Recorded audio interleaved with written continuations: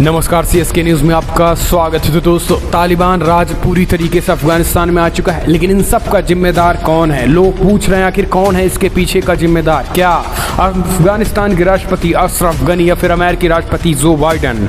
वो कोई भी जिम्मेदार, लेकिन अमेरिका में जो बाइडन के खिलाफ जोरदार विरोध प्रदर्शन शुरू हो चुका है और एक बार फिर से ट्रंप की वापसी की मांग उठ रही है। वॉल स्ट्रीट जर्नल समेत जितने भी मुख्य अखबार थे, उन्होंने मेन पेज पर अमेरिकी राष्ट्रपति जो बाइडन के फेम को सेम में बदल दिया है। यानी पूरी तरीके से, यानी जमकर आलोचना, जमकर कहीं ना कहीं एक तरीके से उनकी निंदा हो रही है जो बाइडन की। देश भर में ट्विटर पर, अमेरिका में भी ट्रेंडिंग कर रहा है। अमेरिका में ट्रेंडिंग जो बाइडन के खिलाफ कर रहा है, रिजाइन दो बाइडन साहब। अमेरिका ही नहीं, पूरी दुनिया भर में अमेरिका के खिलाफ लोग हल्ला बोल रहे हैं।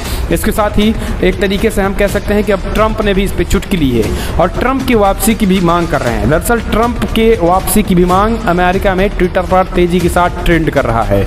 और अफगानिस्तान में जिस तरीके से हालात खराब हुए, उसको लेकर यूएन में भी आपात बैठक बुलाई गई और यूएन सेक्रेटरी गुटरेस ने जो बड़ा ऐलान कर दिया है, वो भी आपको सुनना बहुत जरूरी है। और यूएन में भारत ने अपना तर्क तालिबानियों को लेकर क्या दिया है, इस बात को भी समझना जरूरी है। इस आपात बैठक में क्या कुछ निर्णय हुए हैं, वो भी आपको बताएंगे। और इस बीच अमेरिका ने आनन फानन में फिर से सैनिक भेजने के ऐलान तालिबान अफगानिस्तान में क्यों किए हैं और कितने सैनिक भेजे जाएंगे, ये भी हम आपको बताएंगे। लेकिन चैनल को सब्सक्राइब करें। दरअसल दोस्तों, अमेरिका में अगर बात करें तो अमेरिका में इन दिनों जो अमेरिकी राष्ट्रपति जो बाइडन का जो फेम था ना, वो सेम में बदल गया है। वहाँ की जो मीडिया है वो मेन पृष्ठ पे जो बाइडन के खिलाफ जमकर हमलावर हैं और पूछ रहे थे कितने दिन से तालिबानियों पर हमले हो रहे हैं और तालिबानी हमला कर रहे थे अफगानियों पे। आखिर कहाँ छुट्टी मनाने गए हुए थे अमेरिकी राष्ट्रपति जो बाइडन?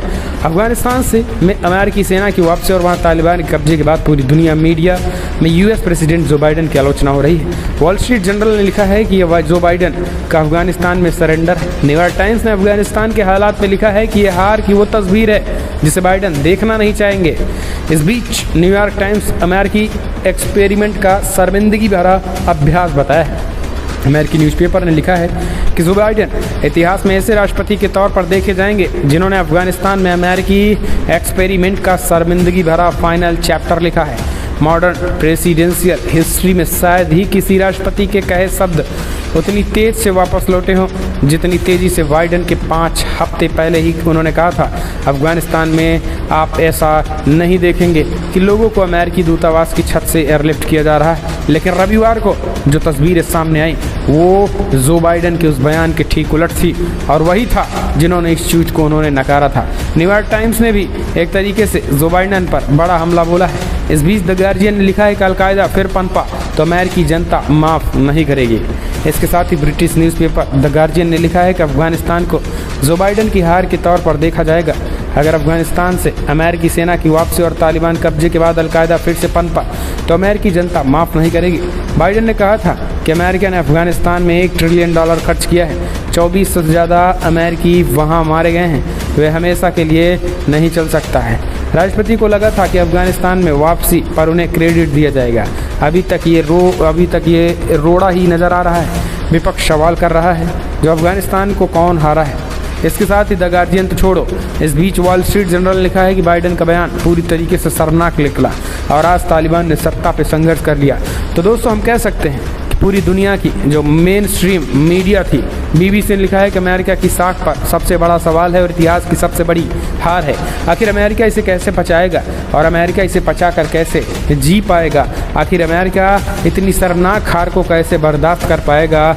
ये भी एक बहुत बड़ा सवाल है। अमेरिका की साख पर सबसे बड़ा सवाल खड़ा हो गया है, लेकिन सबसे बड़ी बात यह है कि अमेरिका की साख पर सवाल खड़ा हुआ है तो आखिर क्या कर रहे हैं जो बाइडन महोदय? जो बाइडन इन दिनों छुट्टियां मना रहे हैं। जो बाइडन को शायद इस तरीके के राष्ट्रपति होने पर अब अमेरिका भी शर्म कर रहा होगा। यही कारण है कि अब अमेरिका में डोनाल्ड ट्रंप की वापसी की एक तरीके से हम कह सकते हैं कि मांग तेज हो चुकी है। लोग डोनाल्ड ट्रंप की वापसी चाहते हैं। लोग चाहते हैं कि डोनाल्ड ट्रंप एक बार फिर से सत्ता में आए।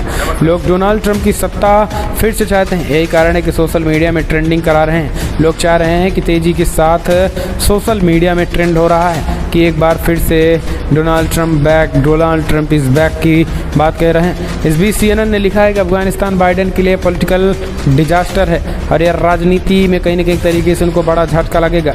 आने वाले समय में एक तरीके से ये चुनाव करारी हार होगी इनकी।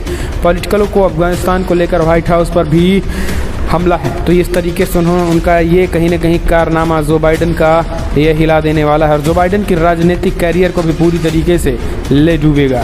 दरअसल आपको बता दें, डॉयचे वेले ने कहा है कि अफगानिस्तान में अमेरिका पूरी तरीके से फेल हो चुकी है। दुनिया भर की मेन स्ट्रीम मीडिया में जमकर किरकिरी हुई है। अब पूर्व राष्ट्रपति डोनाल्ड ट्रंप ने क्या लिखा है? डोनाल्ड ट्रंप ने कहा है कि फ़िलहाल ये सबसे बड़ा डिजास्टर है और सबसे बड़ी हार है, ये अमेरिकियों के लिए सबसे बड़ी हार है और ये अमेरिका के राष्ट्रपति का कहीं ना कहीं एक तरीके से इस तरीके से सरेंडर होना, ये अपने आप में देखते रहना कि क्या होगा देखते रहना। इस तबाही को आखिर कैसे नहीं रोक पाई अमेरिकी सेना? क्या अमेरिकी सेना को इतनी खुफिया जानकारी नहीं मिली थी? डोनाल्ड ट्रंप ने कहा है कि सरकार को तत्काल इस्तीफा दे देना चाहिए। जो बाइडेन का इस्तीफा मांगा है डोनाल्ड ट्रंप ने और इसके साथ ही डोनाल्ड ट्रंप की सत्ता की वापसी भी तेज़ी के साथ लोग मांग करने लगे हैं। तो क्या ऐसा हो पाएगा?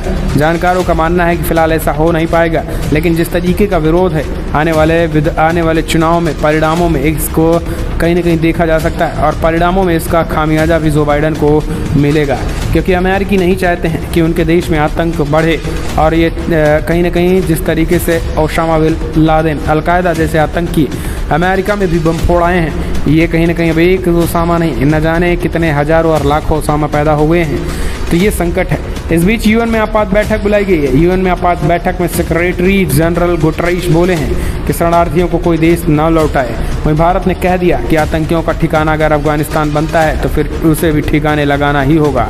अफगानिस्तान पर तालिबान के कब्जे के बाद संयुक्त राष्ट्र सुरक्षा परिषद यूएन की आपात बैठक हुई। इस मीटिंग में यूएन महासचिव एंटोनियो गुतेरेस ने दुनिया में अफगान लोगों की मदद करने को कहा। गुतेरेस ने कहा कि अफगानिस्तान के लोग आत्मसम्मान से जीना जानते हैं। उन्होंने लंबे वक्त से जंग और उनके दुष्परिणाम देखे। उन्होंने उनके समर्थन और मदद की जरूरत बताया। इस मीटिंग की अध्यक्षता भारत कर रहा है। भारत ने साफ तौर पर आतंकवाद को लेकर जीरो टॉलरेंस पर जोर दिया है। साथ ही कहा है कि अफगानिस्तान की ज़मीन का इस्तेमाल आतंकवाद को बढ़ावा देने के लिए ना हो।